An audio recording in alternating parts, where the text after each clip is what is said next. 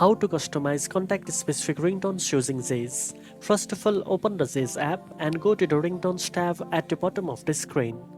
Browse through the available ringtones or use the search bar at the top to find a specific tone that suits the person you want to assign it to. Once you find a ringtone you like, tap on it to open the preview, then tap the download button inside the purple circle. From the options that appear, tap Set Contact Ringtone. Zedge will prompt you to grant permission to access your contacts. Tap Allow to continue. Now select the contact you want to assign the ringtone to from your contact list. Once selected, the ringtone will be set for that specific contact. You can now easily recognize who is calling just by the sound.